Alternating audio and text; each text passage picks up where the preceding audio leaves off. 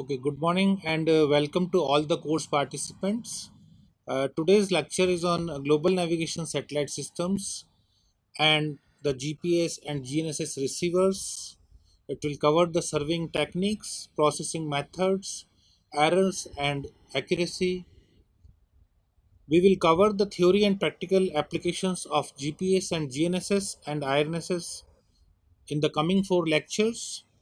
The first three slides talks about the scope of the topic from its historical as well as user perspective and current wider audience. We will discuss the role of GPS GNSS surveys in georeferencing of satellite images and satellite triangulation for photogrammetric processing and its impacts on the photogrammetric product generation cycle from my experience while working for projects at NRSC and IRS covering various cities and regions for about 15 to 20 states. Some of the details will be followed in this and the next three lectures, and furthermore in the dedicated course on satellite photogrammetry conducted by IRIS in the June and July first week.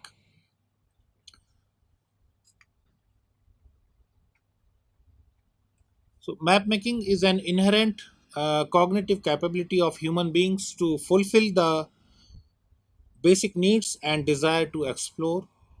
This art, usually referred to as cartography, has moved a long way from markings on the trees and cave stones as well as directions from celestial bodies using heuristics to today's latest applications based on geodesy and web cartography covering various themes uh, and guided in real time with satellite based navigation techniques. We will begin from the terrestrial navigation systems followed by satellite navigation systems. So, as this particular slide shows, so our starting point we will take here with the LORAN A, which is long range navigation based on terrestrial navigation systems using the towers which we see uh, in our day to day life and which provide us the mobile signals. So in 1940s and 60s, the LORAN AB systems were developed, which were providing the navigation based on the tower-based systems.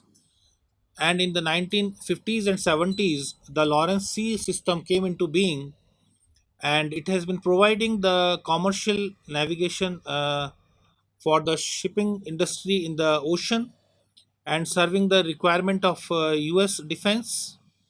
At the same time, the Chaika system was developed by Russia, which is also terrestrial tower-based navigation system, and these two systems have been serving the two countries, the US and the Russia, during the Cold War period.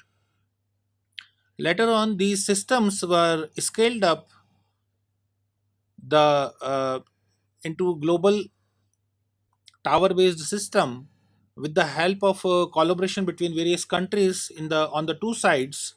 So the Omega system was developed by USA with the help of the six countries, and which became the first global terrestrial navigation system. And at the same time, the Russia also completed its Alpha, which is also a radio-based navigation system. While this was happening, the satellite-based navigation system also started, which is known as the transit. After few experiments, which are known as the Timation series of experiments by the U.S. Defense, and by the 1980s, we saw the development of the GPS. So, like this, various surveying techniques has been developed over time, and as shown in the previous slide, the initial surveying techniques which use chain, tape, theodolite, compass, leveling systems, electronic digital measurement system, total stations, GPS, and GNSS, which were using the triangulation and trilateration surveying techniques, all of them they require clear line of sight. So once the GPS was developed, this requirement was no more there. We have a point to point surveying possible even if the points are not visible using the satellites. The beginning of this technique, or the initiation of the idea of the technique, also begin with the launch of the satellite, first satellite, which is the Sputnik. So Sputnik 1 and 2 were launched in October and November 1957, which is from Russia, which were from Russia. And then there was a launch of Explorer 1 from USA. And these satellite also aided in building the Earth gravitational field models, and helped in the calculation of the Earth flattening ratios, which which came as 1 by 298.3 in the first go. So this all is a sequence of development of surveying techniques from with the along with the progression of time, and which got into triangulation activity with the help of the tower based system, which gave birth to the Lorentz ABC systems and the Chaika system, and then the global systems of Omega and Alpha, followed by the GPS. So now this transit system, which was developed in 1960s, it was covering a portion of the Earth only. So it is not a global positioning system, but it was serving some regions of the Earth, specifically the Atlantic and the Pacific region, which was of more concern during the Cold War era. And later on, the GPS was developed in 1980s, and the initial operational capability of the GPS was completed in 1993, followed by the full operational capability in 1995. And at the same time, the Russia also completed its initial operational capability of the global navigation satellite system, which is known as GLONASS, in 1993, and the final operational capability in 1995. So almost both the systems, GPS and GLONASS, were moving together. And in 1994, there was the establishment of International GPS Service, which is commonly known as the IGS. So this service also begins in 1994. And as the Cold War era dimmed away, what happens that the Russia and US came closer, and after three rounds of meeting in 2006, they decided to share the codes, and that permitted a single receiver to get the GPS signals as well as the GLONASS signals. Now the GPS belongs to the US. It is a constellation of navigation satellites launched by US, and GLONASS belongs to Russia. Now they were having separate receivers earlier. So from the year 2006 onwards, once the US and Russia agreed to share the codes, the concept of GNSS came into being, wherein we have a single receiver which is capable of getting signal from more than one satellite constellation, which is aiding us in the navigation activity. So the two GPS and GLONASS both started coming in the single receiver, providing us the positioning with the help of each other. We will again discuss in detail about that. Then in 2000, the enhanced LORAN also came into being. What happened during the development phase, that once the satellite navigation systems came up, people started thinking that the ground based navigation systems are not required. That means terrestrial navigation systems are no longer required because they are also very costly, and you need to uh, maintain very high rise tall towers for that, spread over the globe. So there has been a phase in between where we saw the degradation of the tower based systems like Omega and Alpha. These are spread over various countries. So the dismantlement started, but somehow what happened that we saw the rise of the anti satellite missiles in the time being. So that gave again rise to the feeling that we cannot depend upon the satellite based navigation system completely. So we need to maintain the terrestrial based navigation systems also. So that thought again came into being, and that started the development of LORAN again. And the LORAN, which was initially giving the accuracy of about 180 meters, when the enhanced LORAN was prepared, it was giving an accuracy of the order of 20 meters. And similarly, it happened with the Russia. They also started to develop the enhanced Chaka. It is to be noted here, when the degradation of these systems started, by as per the documents, China never dismantled their tower-based system, so they have kept it intact, and they are fully functional. Now, there was again a phase after the disintegration of Russia, uh, that we saw the downfall of global navigation satellite system, which is the full form of GNSS in English. And this GNSS system has a GLONASS system from Russia has not been functioning fully in the intermediate time after the disintegration of Russia, and it was having shortfall of number of satellites. However, they completed their network in 2010 again, and the GLONASS service became fully functional from 2010 again.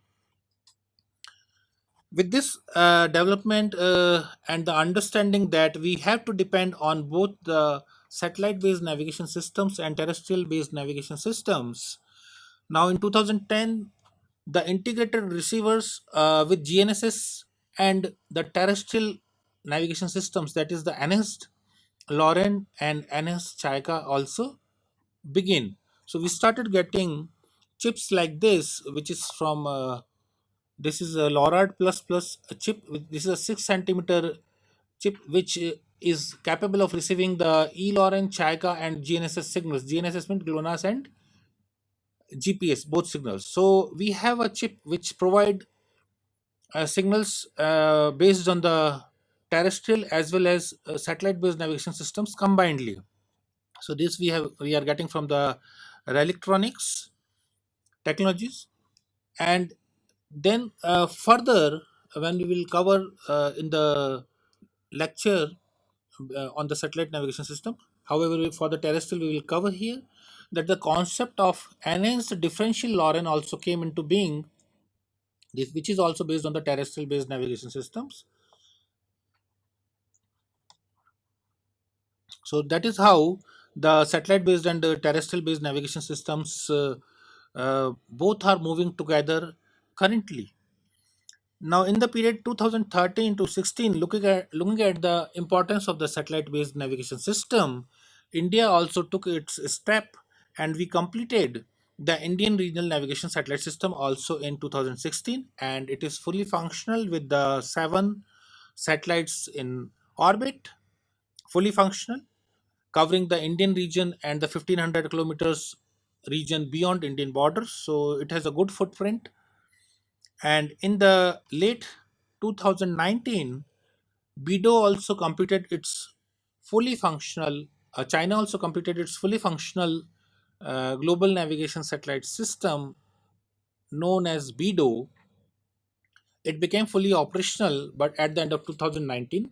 However, two redundant satellites were remaining to launch, out of which one has been launched and one is due recently from past 1 2 weeks, which got delayed for some technical reason in China.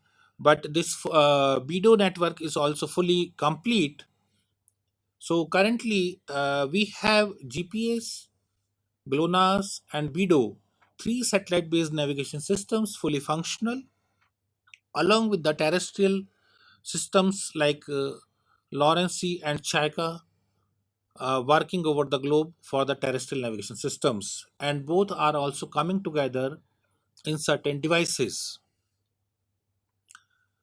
This is the concept of NS Lauren, which you can think a concept similar to our BSNL towers, providing us mobile signals and a facility for triangulation to locate the mobiles. So you can have a analogy with the BSNL towers here for the Indian condition, and so you can understand the importance of BSNL uh, in giving us the positioning. So BSNL should also be promoted and further enhanced. So this is the global LORAN coverage over the globe. This is the US LORAN system, and here it is shown that how the tower based systems are integrated with the satellite based systems. So that is depicted here. Then latest technological advantage here is that so long we have been doing differential GPS surveys or the differential GNSS surveys using the geodetic receivers. However, recently a mobile from Xiaomi Mi 8 has come, which is capable of dual frequency GNSS, and it's a smartphone. So that is one of the latest developments which has happened in this area,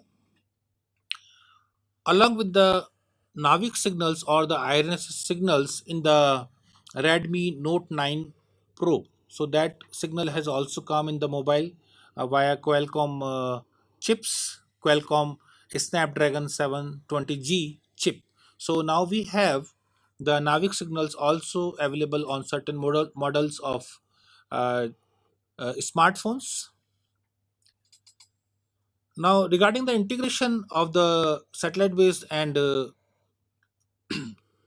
ground based system, in Europe also they are using a Eurofix, which is a combination of Navistar GPS and Lawrence C in some of the documents, and it is further given that it is capable of GPS, GLONASS, and Lawrence C as well as Chika. So these is for our knowledge that ground based and terrestrial based systems are also being used together jointly currently across the various parts of the globe, if not everywhere. So this was the total scope, which is quite wide for the area of navigation based on the satellite and terrestrial based systems. From this specific slide, we will talk about the satellite based navigation systems, the development of them. So again, we will start here with the launch of the Sputnik, which was the first satellite launched by Russia. So when the Sputnik was launched, the challenge was to locate the Sputnik. So the Doppler shift was used for that specific purpose. At the same time, there was a scientist called Frank McClure. He and his team at Applied Physics Laboratory, they thought that can this problem be inverted? Now, what is the problem so that we can understand the inversion of the problem? The problem faced at the time of the launch of Sputnik was to locate the point where the Sputnik is there in the orbit with the known points on the ground. So the problem at the launch of Sputnik was that the known positions were on the Earth and the unknown position was in the orbit, that is the space outside the atmosphere. So the inversion of the problem means that the known points are in the space in the orbits, whereas the unknown is on the ground. So this was the idea which was from Frank McClure and his team. They computed and they found that it is possible to calculate the position on the ground, that is on the earth, using certain known positions in the space, that is in the orbits. That is why they worked over it and the transit came into being, and the transit satellites were launched by US, which were 6 in numbers, and they were acting as the orbiting control stations with known positions, and the receiver on the ground that became the unknown. So that is how they completed the inversion of the problem and they gave the solution, and the transit system started giving us the position on the earth with the help of the transit satellites in the orbit. Here also what happens that the Russia has been parallel in the development of the technique, and they also completed their cyclone system, which is also called cyclone. Under the Russian system, They launched 10 satellites. However, these 10 satellites are divided further into 6 and 4 satellites. One combination of 6 satellites known as Paras, aiding the military, and another system known as Cicada, constituting 4 satellites, aiding the commercial and civilian activities. The satellites were about 1,000 kilometers above the Earth. So, the transit system or the Navy navigational satellite system serving the part of the Earth as per the requirements of the Cold War and working primarily on the Doppler shift for the distance measurement and the positioning. It was in service till 31st December 1996. So we got the full operational capability of GPS and GLONASS in 1995. However, the transit system was kept functioning till the end of the 1996. So that means there was a period of overlap when the GPS and transit both has been serving. So once the confidence of the US agencies increased in the GPS, which is a global constellation providing the positioning service all over the globe, the transit system was abandoned. There were certain other issues with the transit system. The major one was that once you start the transit system, it takes about 40 minutes to fix. Fix means the equations are resolved and it gives you the coordinates. Now, 40 minutes is a too long time in today's time, because nowadays when we switch on a system, we get the position in few seconds itself. So 40 minutes was a too long time. Second limitation of the transit system was that it was providing us a 2D position only. That is, it can provide latitude and longitude.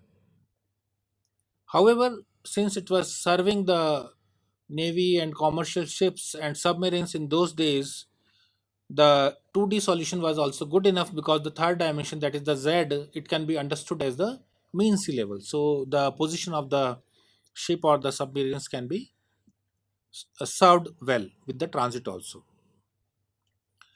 Now, the development of basic methods of satellite observations also developed during the launch of Sputnik and further onwards, and it started giving us the models of the shape of the Earth.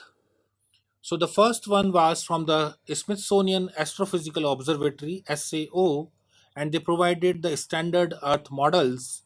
And later on, the NASA also gave Goddard Earth model, which is the beginning of the Earth models. In the latest time, what we recognize at the EGM 96 Earth gravitational model 1996 and the Earth gravitational model 2008. So these also started to see a development when we started the satellite navigation. So that was the point here. So transit Doppler positioning helped in improving the Earth geoid models, and these GM model was further improved to GM10 and GRIM model. And these radio navigation satellites started assisting in the crustal deformation studies also, and they determined the connections between different geodetic datums within accuracies of plus minus 50 meters in 1970s. So these was the times when the satellite navigation began, partly with the transit and then fully with the GPS, and they started aiding in the surveying activities all over the globe, including the crustal deformation and the shape of the Earth, and transformation between various datums with an accuracy of plus minus 50 meters, which has increased to few meters currently with the EGM 2008 model. So now the coming to satellite navigation again. So the satellite navigation is a system that uses satellites to provide autonomous geospatial positioning. So the satellites in the orbits, they are acting as control stations with known locations, and with the help of the trilateration, wherein we calculate the pseudo ranges, that is the distance between the receiver and the satellite, and we derive the position of the receiver on the ground, position of the receiver or the user having the receiver. So four global systems has been started. Navistar GPS from US, GLONASS from Russia, BEDO from China, and Galileo from European Union. Out of these, the first three, that is the Navistar GPS, GLONASS, and BEDO, they are fully functional now. The regional systems which are fully functional are the Indian Regional Navigation Satellite System and the from India and Quasi Zenith Satellite System from Japan. This is the family. This figure shows the family of the satellites which are constituting the GPS. We will go through the details of these one by one. And this is the view of the GPS satellites, which is using six orbits. And this view is from latitude of 90 degree. It is a top view, we can say. So two orbits are overlapped. So one orbit represents two actually in this diagram. So these three orbits actually represent six orbits in the Navistar GPS constellation. Initially, the Navistar GPS was also planned for the defense use by US. The civilian use was not planned. However, a transition came into being, some decisions were changed, and these were a direct result of the tragedy which killed all 269 aboard Korean Airlines Flight 007, which strayed into Russian airspace accidentally and shot down by Soviet air to air missiles in September 1, 1983, near Sakhalin Island, Russia. At that time, the decisions got changed, and the President Ronald Reagan announced on September 16, 1983, that the GPS system that had previously been intended for US military use only would now be made available for everyone to use. So the availability of the signals to the civilians started after that. Now, the Navistar GPS has a definition as per the Department of Defense, and the key point in that is that the US Department of Defense wanted to develop a satellite based all weather systems which provide the position, that means the latitude, longitude, and height of the receiver above the datum, along with the velocity with which the receiver is moving and the time. And all these three are to be delivered in a common reference system anywhere on or near the earth on a continuous basis. So this is the bounding condition with which the GPS was developed. And the advantage of GPS as compared to the ground based systems are that the ground based systems, which are also radio signals, they are affected by the hills or the buildings and the trees, and they attenuate the signal and create difficulty in surveying or the positioning activities. So that is one of the advantages with the space based navigation systems as compared to the ground based navigation system.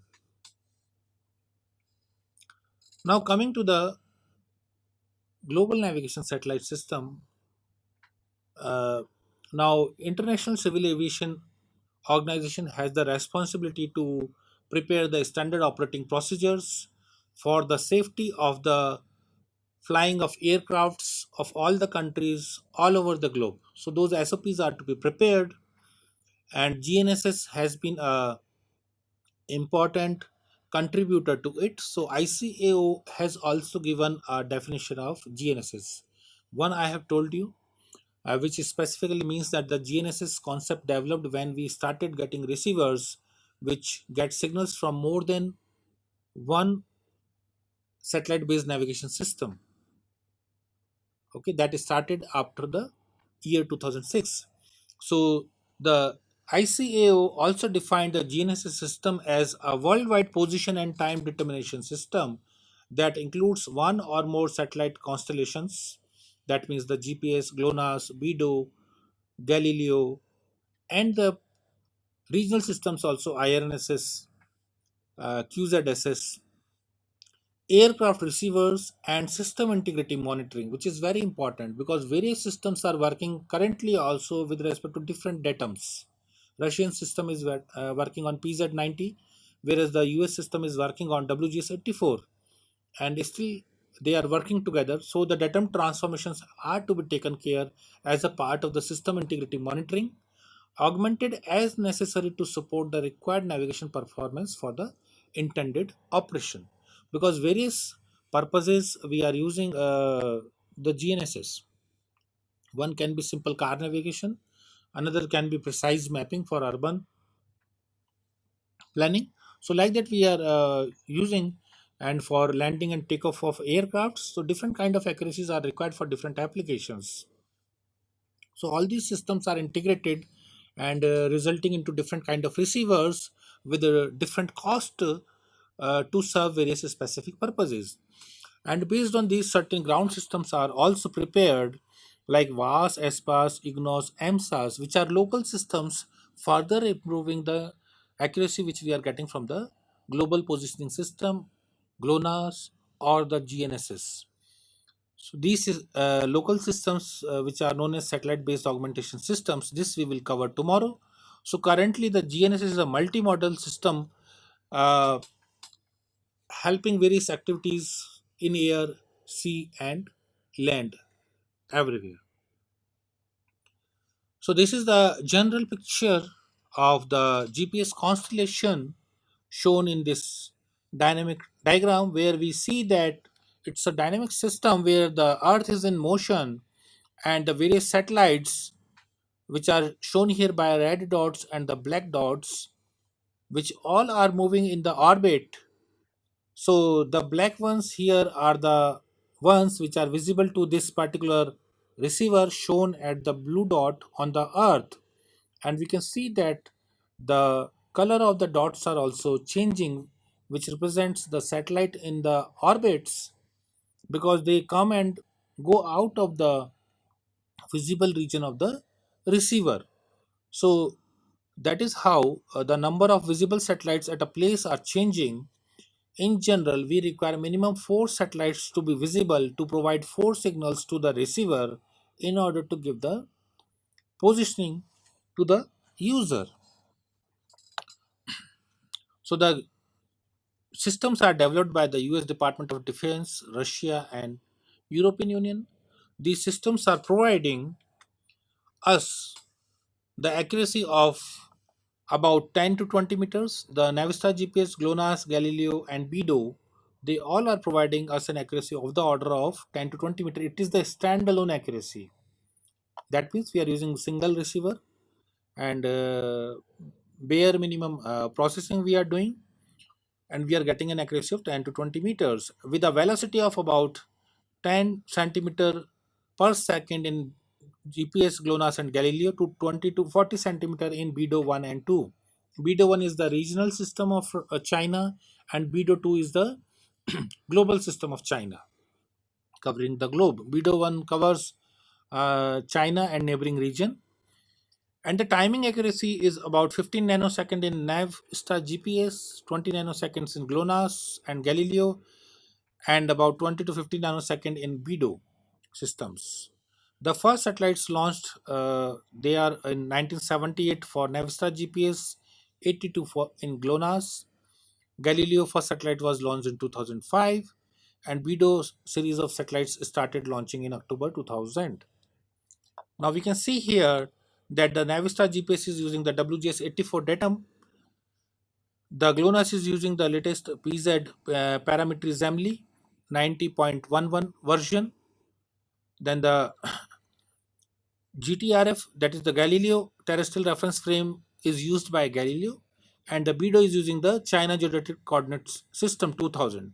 So all these 4 systems are working, out of which 3 systems, the US, Russia, and China, they are fully complete, whereas the European system Galileo is under development still, and it is also going to complete soon. Russia is helping now European Union in the launches of Galileo, so they have a good start, and they will also soon complete the Galileo service for the global constellation. Part of the globe, they have already started serving, like the US region. US region is fully covered by Galileo, and European region. However, the certain parts of the Earth are still not covered by Galileo fully, so that will also be soon done. Now, these satellite based navigation systems have almost replaced the other navigation systems, which were mainly ground based systems. However, a point of caution here is that we have understood in the previous slide that the terrestrial navigation systems are also very important, and we saw that the systems are developed which are now using the two systems, terrestrial based systems and the satellite based systems, together to give the position. Now this is the Navistar GPS system, which is using 6 orbits with the minimum 4 satellites in one orbit.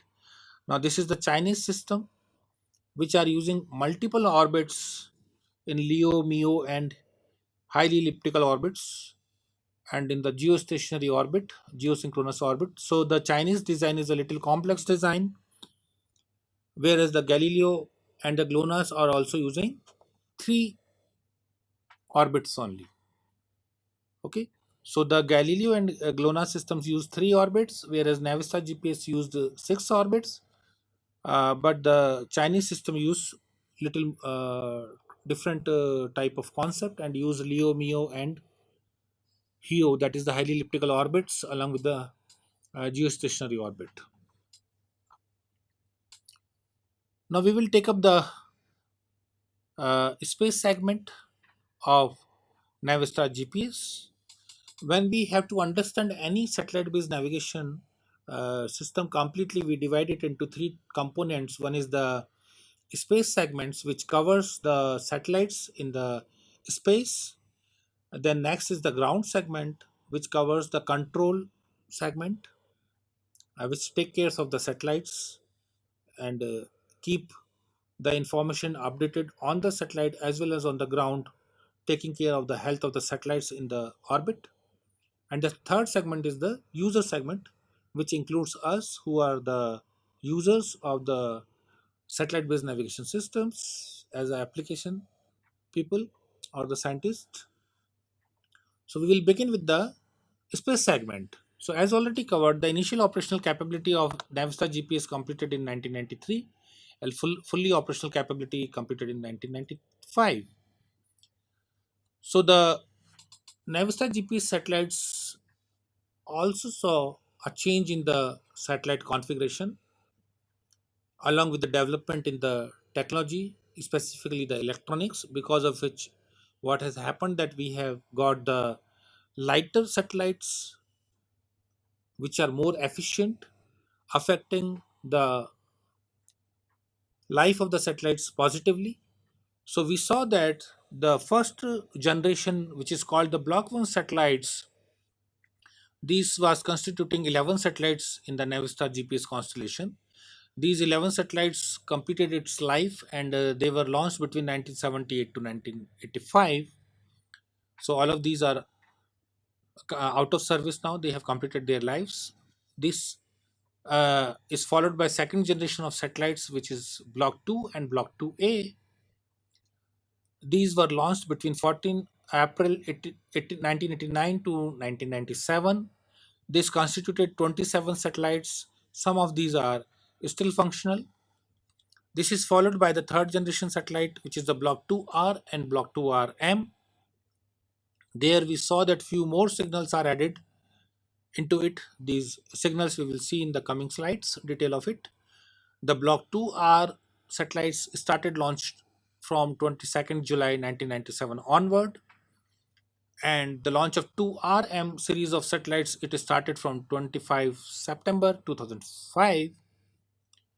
The 2R series comprises of 12 satellites and 2RM series comprises of 8 satellites. Here the R stands for replenishment and stands for modernized.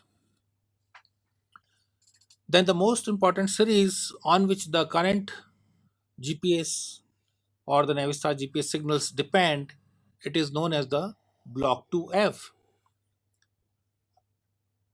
And this launch also completed recently, followed by the current series of satellites, or the fifth generation of, we can say, the Navstar GPS satellites, which constitutes block 3A currently. Then we will have block 3F later on. So currently we have two launches of block 3A satellites. One was launched on December 23, 2018, and another was launched on 22nd August 2019. So block 3A series of satellites will constitute about 10 planned satellites, and block 3F will be there from 11th satellite onward. Now, this block 3 is a new milestone in the series of development of Navistar GPS satellites. Why? Because basically this is a very new requirements which has come across because of the cyber attacks and hacking of the systems. So this block 3A satellites have a new hardware as well as a new software, uh, and it's going to be cost of about $6 billion, out of which $500 billion only are for the new ground control system, that which is known as OCX, for $500 million.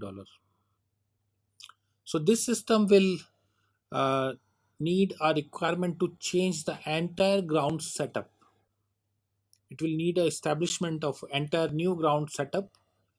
Now the old system has also to be maintained because the block 2 series is also running. So it's going to be a phase where we see that block 2 and block 3 are moving together, along with the different hardware setup and the different software setups at the control stations.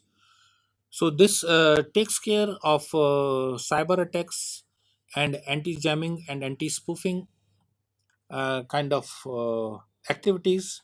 So this block 3 is very important, uh, and it is important for even indoor navigation purpose for civilian activities as well as military activities using the AM code, and it is using the S band serial telemetry link. So block 3 is a very important series of satellites which has started now. This particularly chart shows the numbering scheme of Navistar GPS. So currently about 11 operational satellites are there from Block 2R, 1 from Block 2A, 7 from Block 2RM, 12 from operational Block 2F, and Block 3A or Block 3, we have launch of 2 satellites. Now, the current series of satellites which are going through various countries across the globe, all of them has L5 as a common signal for commonality all over the spectrum of various satellite constellations for the interoperability, along with the L1C signal also. So this is for the purpose of global navigation satellite system, where when we have receiver which helps us in the uh, use of various constellation together which belong to different countries. So that was regarding the Navistar GPS. Now we have GLONASS. It also has a different generation of satellites like GLONASS, GLONASS M, GLONASS K, GLONASS K2. And like in case of GPS, there also the initial life of 7.5 years have an improved life of 15 years, intermediate life of 12 years in case of 2F, because of the development in the electronics. Similarly, in case of GLONASS also, the initial life of the initial satellites, series of satellites, was 3.5 years, and the current satellites, they have a life of about 10 years. So they are using different type of atomic clocks and hydrogen measures, which have a accuracy of the order of 10 to power minus 14. That means 1 in 10 to the power 14. That kind of accuracies these systems have, along with using the rubidium and cesium clocks by different systems. And the status of the various systems, either the GLONASS or the Navistar GPS, all of them are available all the time together on the websites in an open environment. So nothing is hidden there. These things can be checked online. Many of the links I have put in the slides. Another development with the conceptualization of GNSS, that is the Global Navigation Satellite System, happened in 2006 was that the GLONASS system has been using the FDMA signals, that is frequency division multiple access signals, whereas the Navista GPS works on the CDMA, that is the code division multiple access signals. So once the GNSS was conceptualized and the Russia and US came together, they need to change the signals also. And the change happened was like that the GLONASS started providing CDMA signals also. So basically what happens, GLONASS provides FDMA signals also and the CDMA signals also. So the FDMA signals can be accessed by the GLONASS only receivers, whereas the CDMA signals of GLONASS can be received by the uh, GNSS receivers, which function on the CDMA signals of GPS and the GLONASS. So this is a pictorial depiction of the satellite segment, which constitutes the satellites space segment, which constitute the satellites. The user segment, which is on the in the air, on the ground, and in the ocean. So all these are the user segments, and this is the control segment, which take care of the satellites. So the US system, which was developed at the initial cost of $12 billion and about an operational annual cost of about $750 million, uh, this system has one master control station and five monitoring stations, with its headquarters at Colorado Springs, under the US Air Force, and working on the WG-64 datum. So this shows the six orbits, which has minimum four satellites in the GPS, constituting 6 multiplied by 4, that is minimum 24 number of satellites. And the satellites are having 12 hourly orbits. That means in a day they complete two orbits, and each satellite is visible at any point of time to a receiver at a point on globe for about 4 to 5 hours. Now these are the positions of the five master control stations, which constitute the zero configuration. That is means the basic configuration of GPS. So these five are the most important ground segments, because now there are more number of ground segments, but these belong to the initial stations which were required to build the system itself. So these are at Colorado Springs, Hawaiian Islands, Ascension Islands, Diego Garcia, and Kwajalein Islands. So the master control station is at Colorado Springs. Remaining are the monitoring stations having the ground antenna. Later on, more number of ground stations and monitoring stations came up at Ascension Islands, Cape Canaveral, Florida, Diego Garcia, Kwajalein, Argentina, Bahrain, UK, Washington, Australia. So that was the development later on. So on overall, 16 monitoring stations are there spread all over, but the five which was shown in this diagram, they were the main ground stations. So currently 16 stations are there, maintained by the NGIA, Air Force together. Now what is the role of master control station? The basic thing is that the various stations all over the globe, which are taking care of the satellites through the ground segment, their job is to collect all the data what they are getting from the satellites, all the pseudo ranges, that is the distance between the satellite and the antenna. Now this is called a pseudo range because range means distance in surveying. However, because this range has certain error, so it is termed as pseudo range. Pseudo means false. So the pseudo range is the term used here because there is some error in the uh, distance between the satellite and the receiver, and this need to be corrected. However, the correction is done by the master control stations once it collect all the data from the five monitoring station. So that take care of the satellites, the updation of the softwares is taken care by the ground control station. They take care of the routine maintenance also. However, the main corrections are carried out by the master control station after receiving the signals, everything from the uh, all the ground stations, and they do correct the satellite orbits and the clock parameters also. Now this slide shows a similar system which belongs to Russia.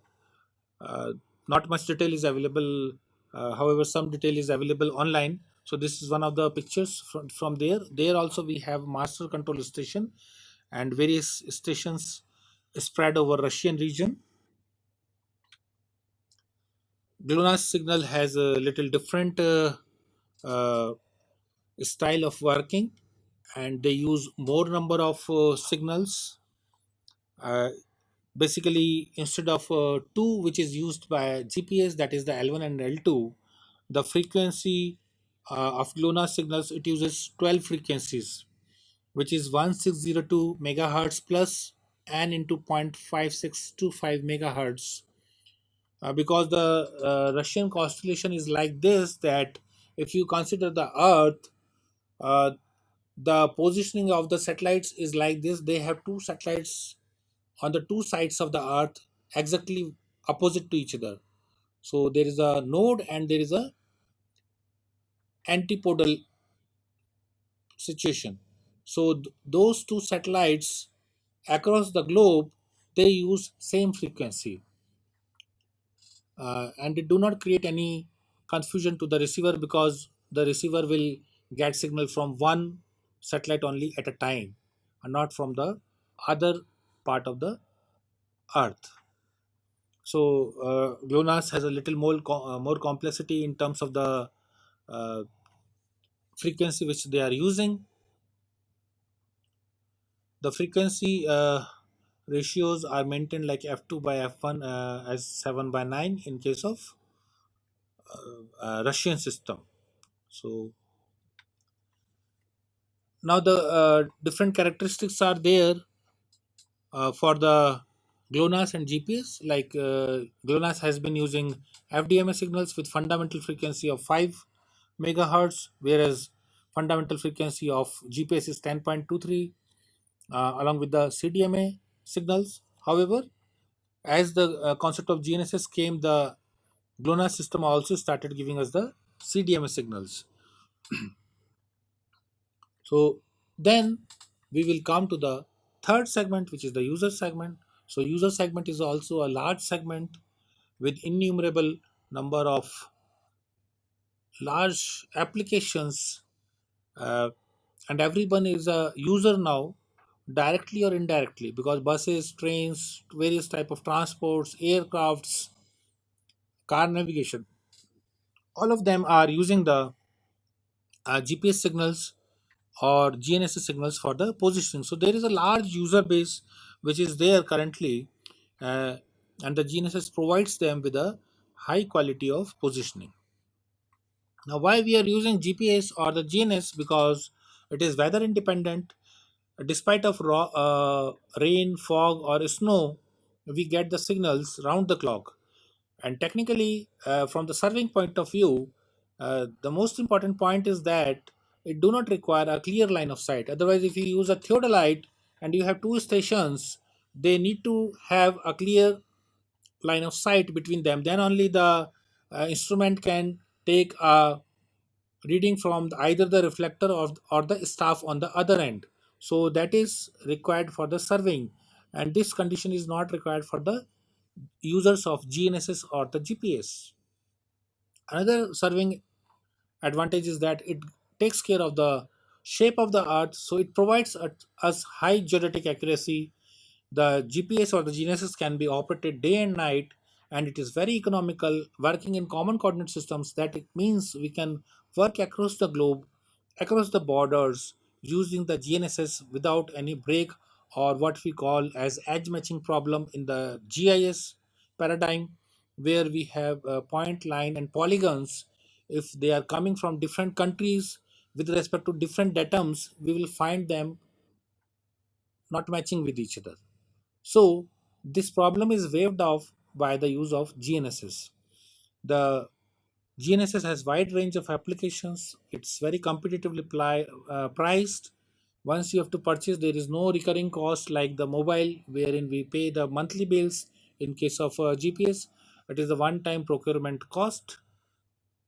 and it is very quick in giving you the results, and it may require very less to no manpower. You can install the GNSS stations in remote areas and without the manning it, and with the help of the annual maintenance staff, you can work it out.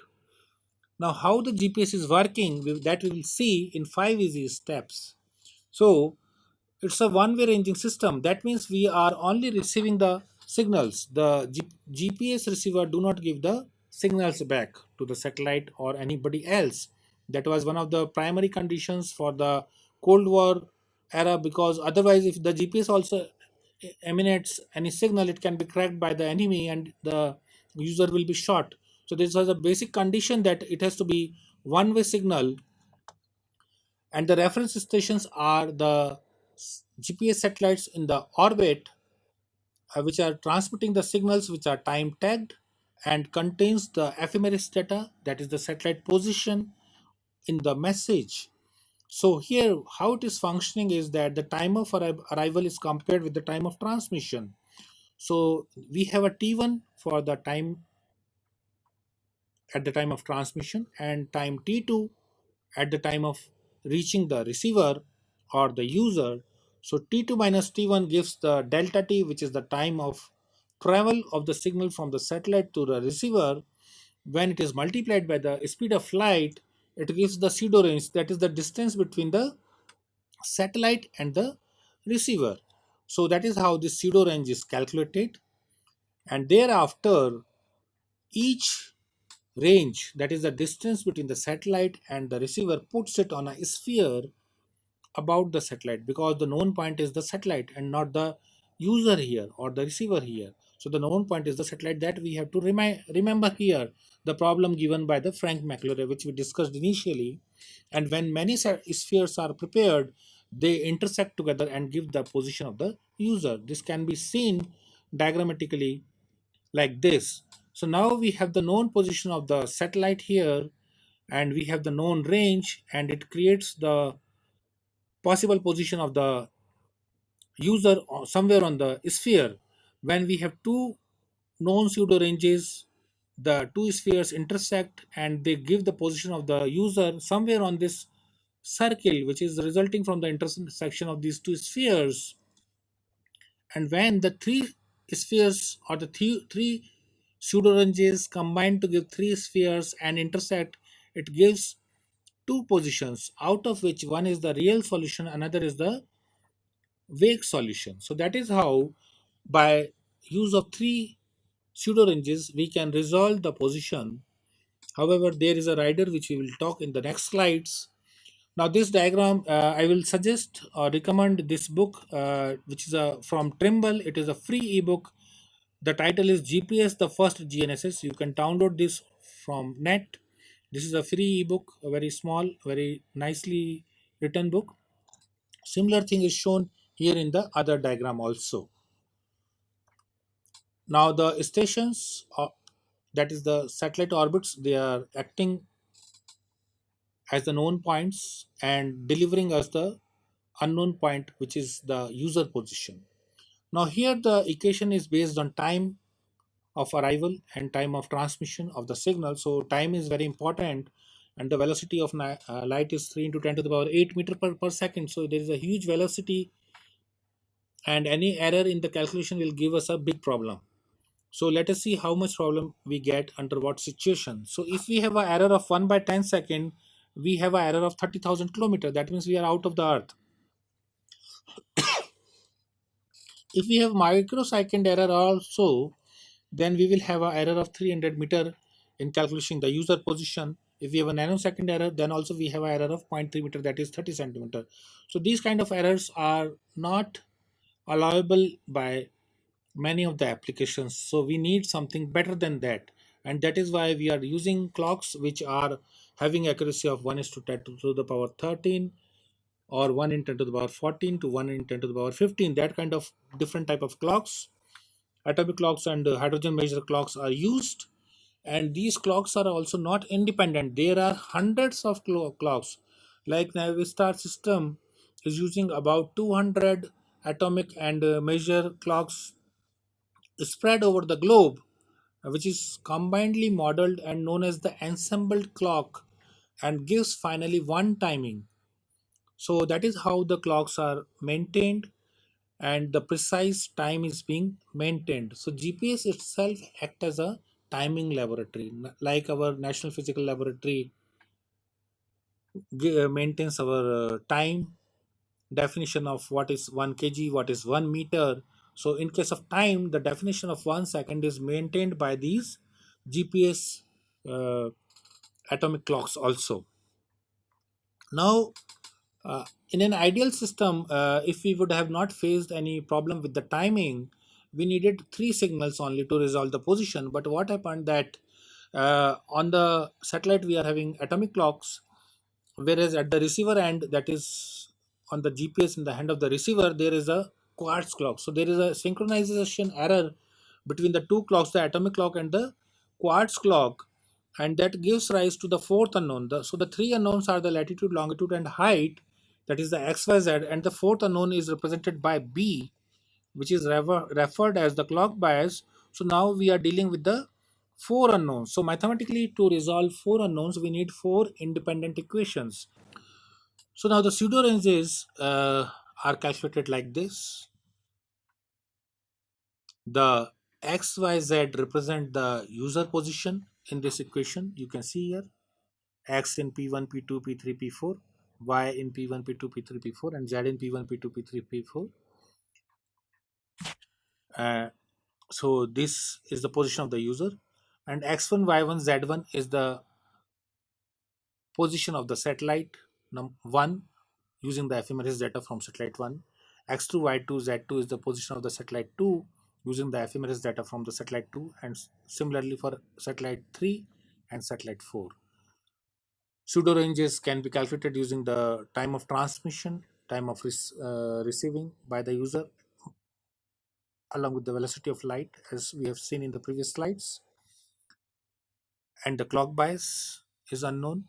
So the unknowns in these four equations are x, y, z, and the clock bias. So these four equations can be resolved. These are nonlinear equations, so need matrix, use of matrix to be solved. It is if we do manually, it will be very tough. But however, with the use of the computers and the matrix solutions, it can be done very easily, and thus we get instantaneous positioning in the receivers. Timing is also little different from what we have been using in our clocks regularly, which we are using our wristwatch or the wall clocks. What we are using, they refer to the International Atomic Time or the UTC time, which is also known as the Zulu time, which follows a calendar for timing from January 1, 1972 onwards under the global civil time. The International Atomic Time is maintained by the lab at France Physical this National Laboratory, and it maintains the Universal Coordinated Time or the International Atomic Time, which is the same. But the GPS time at the initial, when it was defined, which is nothing but the January 2nd night, 12 o'clock, which was the first Sunday of 1980. At that time, the GPS time was started. It follows the Julian calendar instead of our regular calendar, which follows January, February. It is not like that. So it follows the Julian calendar, and there is a difference of 13 leap seconds on 6th January 1980.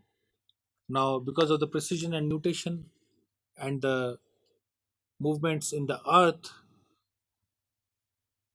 deceleration of the rotation of Earth, the time also, the difference in time of the International Atomic Time and the GPS time also changes. So this 13 leap second is also a dynamic value if we consider the difference of the TAI and the GPS time as a variable. However, it was 13 leap seconds on 6th January. So timing also is a complex factor here. However, a general user need not to worry about it, and the agencies maintaining the GPS systems uh, keep it updated. and maintains it for the users. Now, this two ways to represent a satellite are there. One is or we can say it is the nomenclature or the naming sequence of satellites. One is by the pseudo random numbers, that is the PRN codes are there. Another is the SV numbers, which is the satellite vehicle numbers. And effectively, the GPS time also starts from zero at every beginning of every week. So that is how the maintenance of GPS time is different from the maintenance of our regular time. Now, this is the GPS signal structure, one of the most important slides. The GPS use two type of carrier waves which carry the actual signals from the satellite to the receivers. The carrier waves role is to bring the weaker code signals from the satellite to the receiver.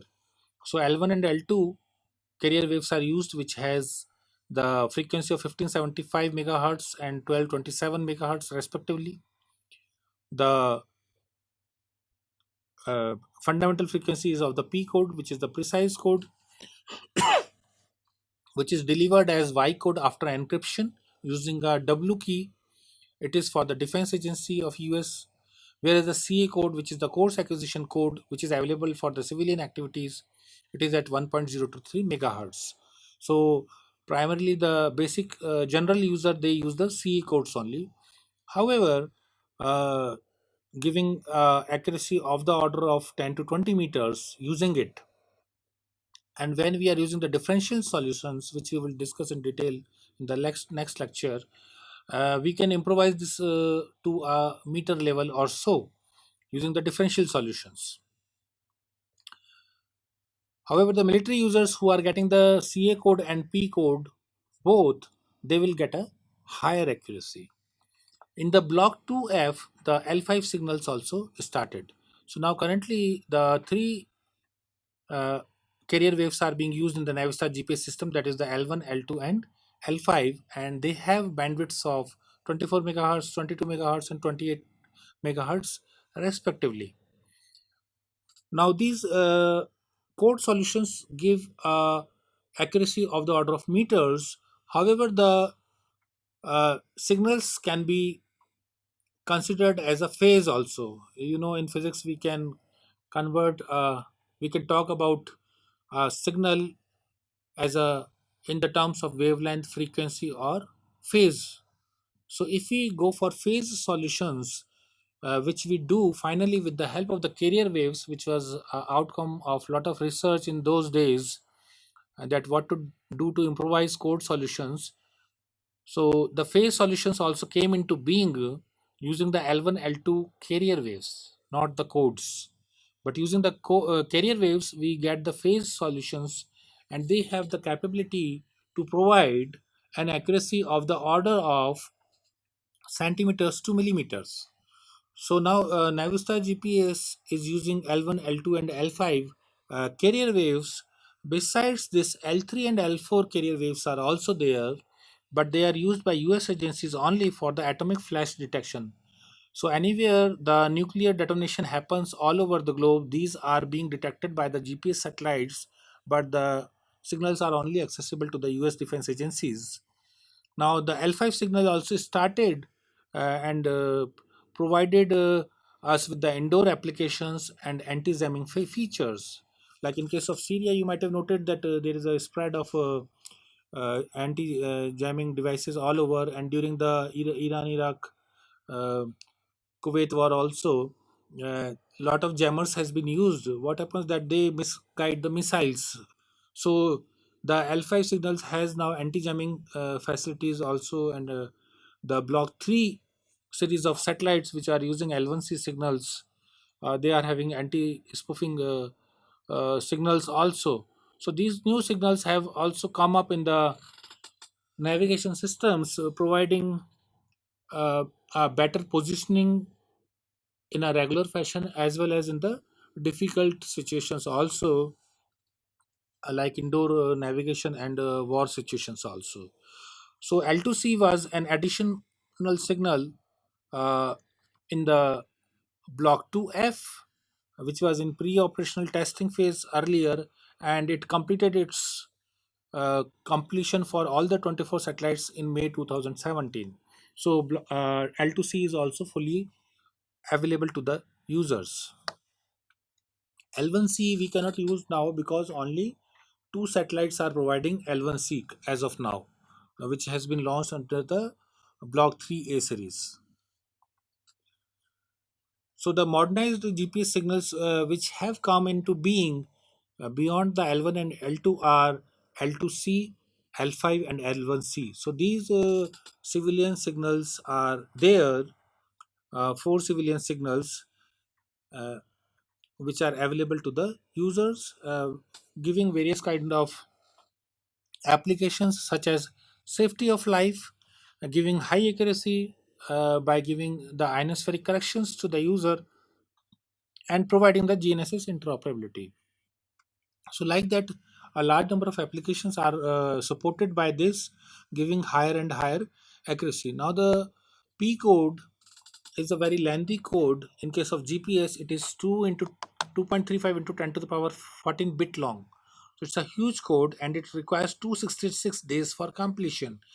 At the same time, the Russian system also has a very long code which is 5.11 into 10 to the power 6 bit. So these are very lengthy codes and difficult to crack, and it cannot be cracked because they are given intentional offset in between also. So in a way we can say, when the by the time it gets completion, before that itself offset is given to it, so it's a difficult code, and thus it is being encrypted also. And this encryption of the P code is called AS, which is the anti-spoofing, and after anti-spoofing using a W key, it is known as Y code.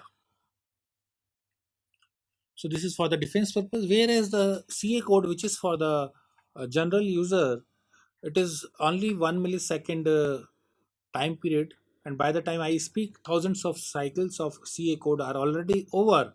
It is a very small code of 1023 bits, and it's a very small code which has been actually released later on for the general user. Initially it was also meant for the military purpose only, and was being used for the purpose of acquisition of P code. So first the receiver which is capable of P code, they first get hold on the CA code, and which further helps in getting hold on the P code. That is how the CA code and P code function together for the military purpose. Now, as of now, it provides the CA code provides the standard positioning service, which is known as the SPS positioning for the general user, whereas the precise positioning service is being given to the military user.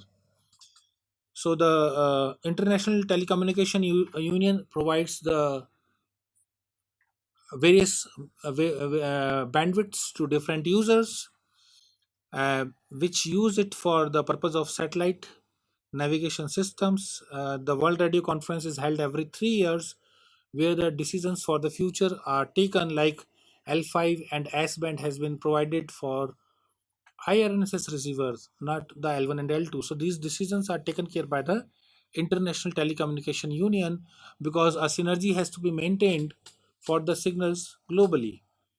Now the navigation message also consists of five blocks, whereas the first data block gives the clock coefficients and the bias. The second data block gives the broadcast ephemeris parameters, and the block 3,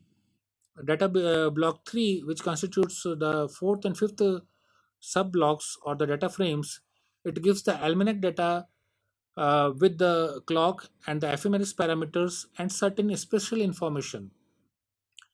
These five frames take about 6 seconds each to broadcast. So so combinedly 30 seconds are required for downloading the details of one satellite.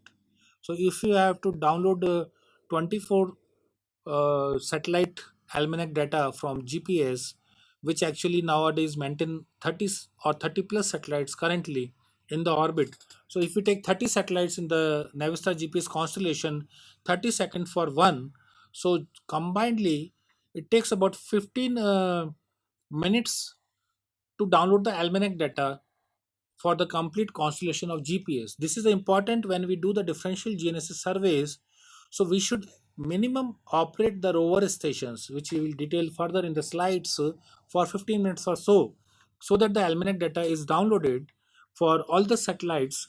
The details are again available on the websites. The source is also given here.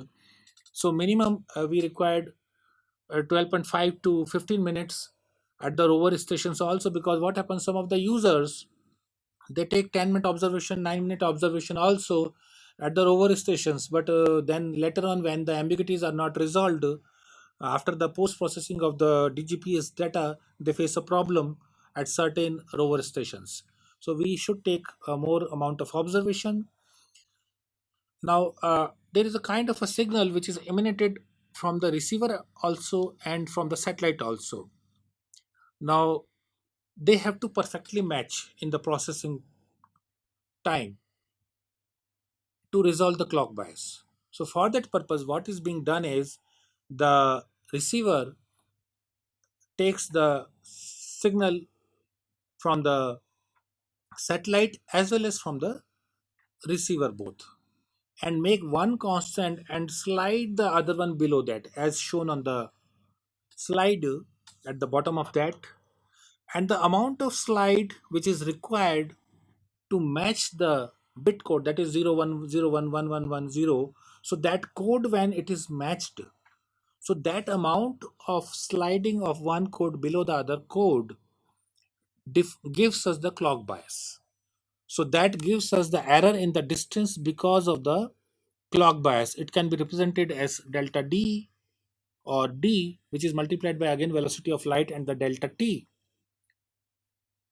representing the clock bias. So this is one type of correction which is being done to resolve the clock bias. Now PRN, that is a pseudo random number, uniquely identify each satellite, and it provides timing coordination for GPS. It also helps in the amplification of the signals. Each satellite sends a unique signal which repeats itself approximately 1 millisecond, which is matched to resolve the clock bias also, as explained. Now same thing is done in the code also observations, and similar thing is done in the phase observations also. However, what happens, the codes uh,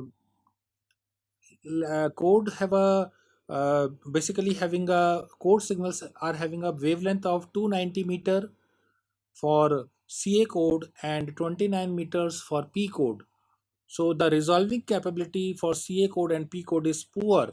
So thereby they give an accuracy of the order of few meters, 10 to 15 meters, 10 to 15 meters or 10 to 20 meters, as it varies from various documents. And even after the differential solutions, we get an accuracy of a meter or so.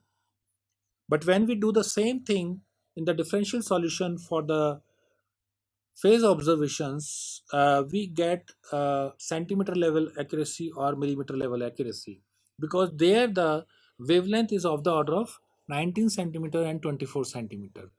So the, you can say, as we do in the vernier calipers, the least count improves. Similarly, in case of CA code, P code, and the L1 carrier wave and L2 carrier wave, we can treat it as different type of scales for the measurement of pseudo ranges by resolving the ambiguity. Now, what is this ambiguity?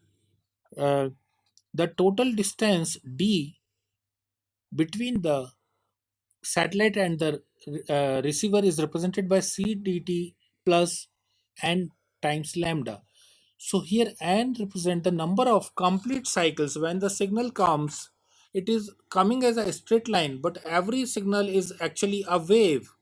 So that the complete number of waves is represented by the letter n, and this n, when multiplied by the lambda, gives us the distance traveled by the wave uh, or the signal from the satellite to the receiver within the complete number of waves. And the last wave, when the signal is hitting the receiver, that is a partial wave. So that is represented by the C delta t.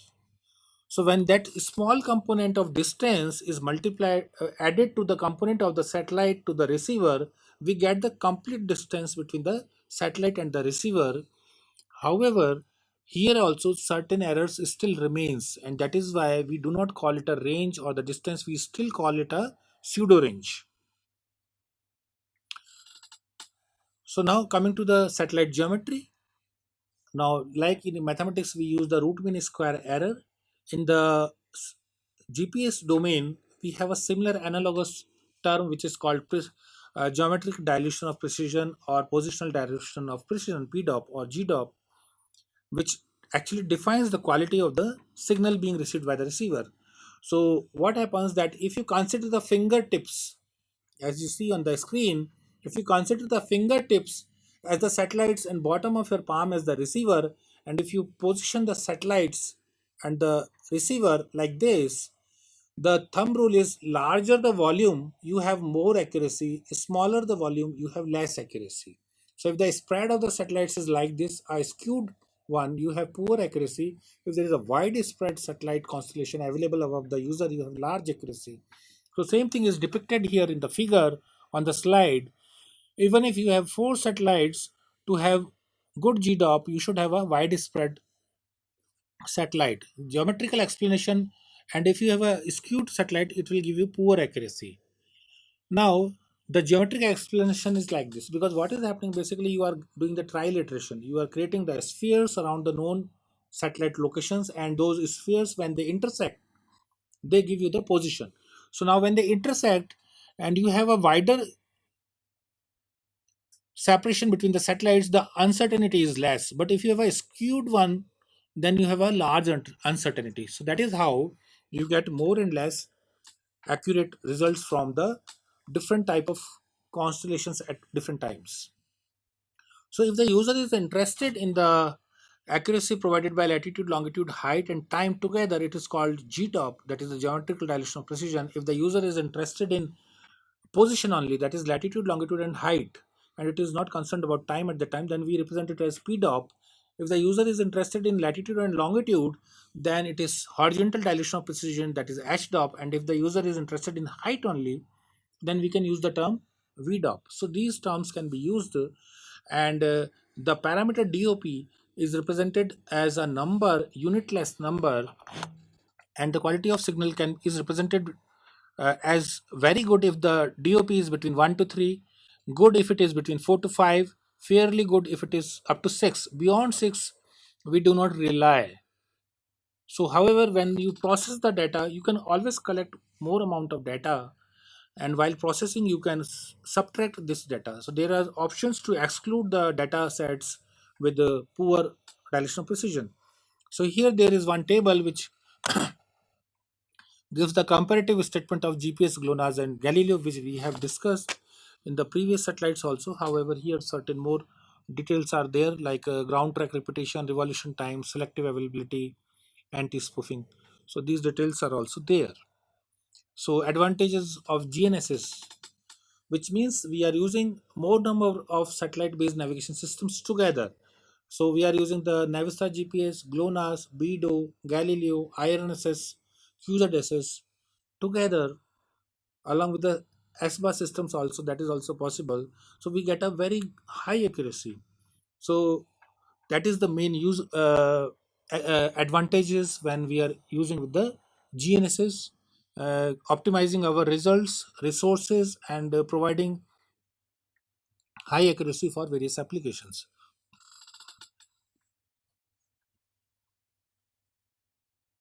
This slide gives you an idea because the participants of the course, they belong to various disciplines.